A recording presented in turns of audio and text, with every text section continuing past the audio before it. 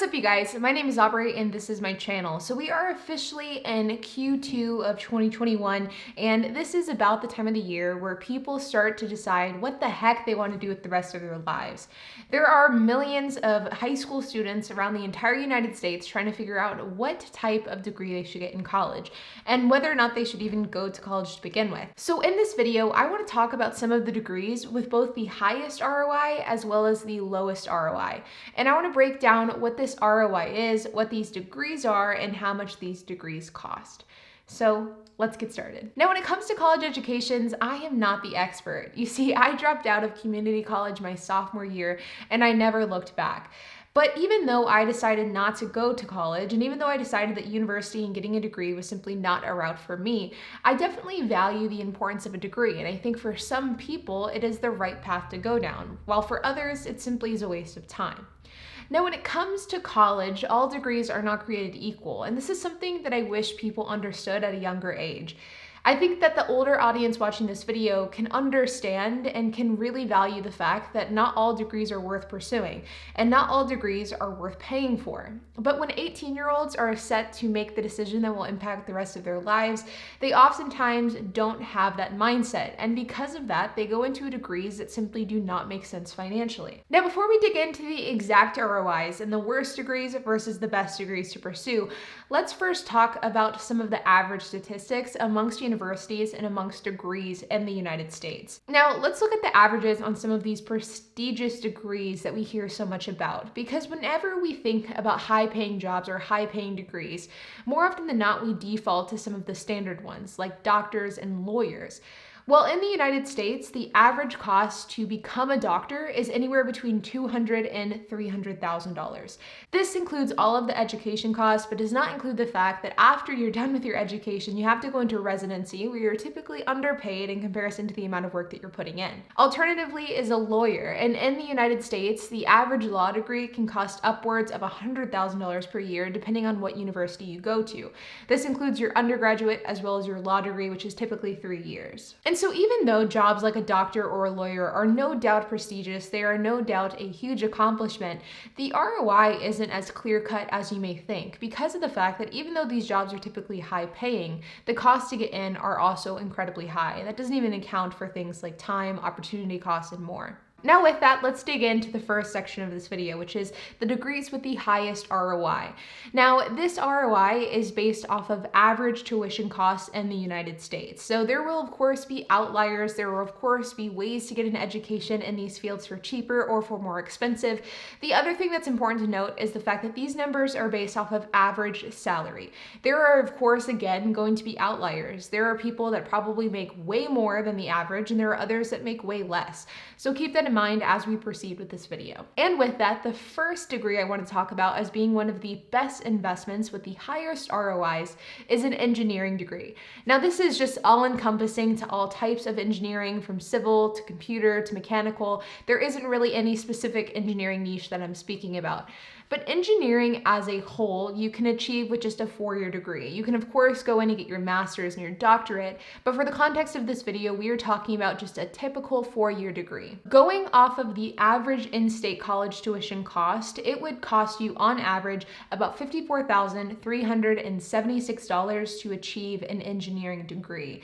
And based off of the US labor statistics, the average engineer makes about $91,000 per year. Now, one of the best things about an engineering degree is the fact that it is so overreaching and overarching, is that it isn't very niche, and instead you can do a lot of different things with an engineering degree depending on your skill sets, on what you're interested in, and what you want to do in the future. Not only that, but almost every field within engineering is fairly high paying, and so you are bound to get a pretty good ROI on your degree investment over the course of your career. The other great thing about engineering is that to an extent, engineers will never be able to be replaced by technology. And I think that this is something that's very important to keep in mind when choosing a degree in a long-term career path. You don't want your career path to be easily automated and to be easily replaced by AI. And the fact is, engineers cannot be replaced. And because of that, this job will be in demand 5, 10, 20, 50 years in the future. And so regardless of what field of engineering you're in, you are bound to have some sort of demand associated with your field, regardless of what's happening in the world and with technology. The second job and degree I want to talk about is information technology. And what information technology is it's the study on how information is stored, transmitted, and communicated. This is oftentimes in the context of computers and telecommunications.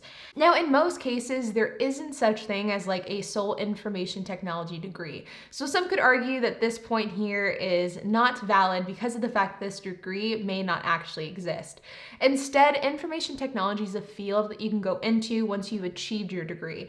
And when it comes to getting into this field, there are a few different degrees that you can choose from. You can get a computer science degree, you could get a traditional engineering degree, you could get a computer engineering degree, and some universities and colleges have an associate's degree program in information technology. So depending on where you go to school and what programs they offer, you may actually be able to specialize in this specific field. Now, going again off of the average tuition cost in the United States and based off of a 4-year degree, which you can get into this field with a 4-year degree, we are looking at the average degree cost of about $54,000.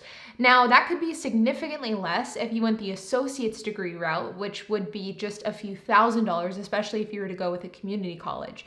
In some cases, community colleges can be $2,000 per year, which means you could potentially achieve this for just a $4,000 to $6,000 investment. And according to the US Bureau of Labor Statistics, the average information technologist makes just over $200,000 per year. Now, when it comes to this field, and those of you who are more well-versed in this world than I am, feel free to leave a comment below because I would be interested in hearing your thoughts, is that when it comes to these type of very niche-y IT jobs, there is quite a big buildup until you get to that $200K salary mark. I've heard and I've read from people that I know that it very much is almost like an apprenticeship, like a trade job, that you can go in, you can get your degree, but in order to actually get into the weeds of information technology, you do have to work your way into that space, and then that's where the high income earners can come from.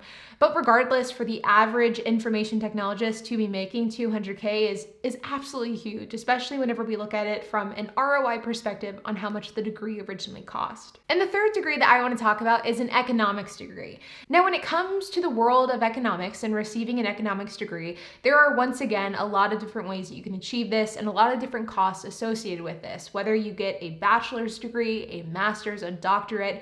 But for the sake of this video, we will go off of just a basic bachelor's degree based off of the average in-state tuition, which once again brings us to about $54,000. According to a variety of different sources, which I will include them in the links down in the description below, the average economist for a corporate entity makes about $115,000 per year. A financial associate or like a financial advisor for a corporate entity can make about $108,000 per year. And an investment operations manager can make about $142,000 per year. Now, once again, I do think it's important to stress that like many degrees out there are so many different things that you can do with an economics degree, similarly to an engineering degree or an information technology degree. There are more than one ways that you can go about creating a good income for yourself with these types of degrees. And the degrees that I outlined right here with economics are just examples. There are a lot of different routes that you can go down. For example, there are a lot of politicians that have economics degrees. There are a lot of people that work for government entities that have economics degrees, and thus they make significantly less than this. It really is dependent on what route you go down with your degree rather than the degree itself, especially when we're talking about the context of these three fields that I've talked about today. Now let's talk about worst ROIs. Now, these are degrees that you get them, and whenever you look at the numbers, they simply do not make sense. The cost that it was to get that degree does not equate to the amount that you're earning from having that degree. Now, one thing that I do think is important to note when it comes to low ROI degrees is the fact that for some people, money isn't everything. And this is something that is incredibly important to keep in mind. For some people, ROI simply doesn't matter. They wanted to do the field that they got their degree in, and the cost and the ROI associated with that was simply irrelevant. Now, the first low ROI degree that I want to talk about is a theology degree. Now, a theology degree is basically a religious studies degree, and oftentimes this degree is required if you want to do jobs like a pastor, a priest, or things like that. Now, when it comes to the costs associated with getting a theology degree, there is quite a large range because of the fact that you could go the traditional route of getting it at a university, but oftentimes you would have to go the private route, rather it be through a private Christian university or a private religious associated university, or through a online program as well, or an independent program. And because of that, the costs aren't quite as clear cut as they are with more standard traditional degrees. Now, when it comes to a theology degree, there's quite a lot that you can do with this degree, but the downside is, and the low ROI comes from the fact that these jobs are fairly low paying. For example, you could become an associate pastor, which pays on average $61,000 per year. A chaplain pays $51,000 per year. You could be a religious educator, which average is about $47,000 per year. And there are a bunch of other examples as well, but for the most part, they are all fairly low paying. Now, I could make an entirely different video about the opposite end of the spectrum, which is those pastors and those religious figures that you hear making hundreds of thousands, if not millions a year. So there are definitely outliers to this income bracket, but just the traditional theology degree and the career paths that you can pursue with this degree are fairly low paying, which is why it's considered one of the lowest ROIs that you can pursue. Next is hospitality. So when it comes to getting a hospitality and tourism degree, you can get this oftentimes from normal universities like the University of Texas, Texas Tech, A&M, and many other universities that are not in the state of Texas. When it comes to what you can do with this degree, it really is fairly limited to the world of hospitality. So working in the world of theme parks, in the world of hotels, in the world of resorts.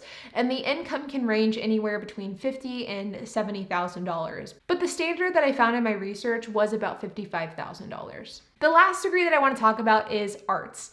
Now, this degree is a degree that repeatedly gets reamed on the internet, and it's something that gets so much flack because of the fact that an art degree is notoriously low paying. Now, the fact about an art degree is that I would be willing to bet that 99% of people that have an art degree understand that their earning potential with that degree is pretty low. And I think that there's nothing wrong with that. Again, they probably got into that degree because they love art, not because they want to become millionaires. Now, when it comes to an art degree, there is a lot that you can choose from. There's a ton that you can do with this type of degree, and it really does depend on what niche you're in and what type of art you enjoy. But for example, the average salary for a graphic designer is about $47,000 per year, while the average salary for an illustrator is about $37,000 per year. Now, this income is definitely below average, but one thing I would like to note about an art degree is that similar to other degrees that we've discussed in this video, there is a lot more income potential for an art degree depending on what you do with that degree. But I would argue that in a lot of cases, these alternate options, getting a degree isn't required.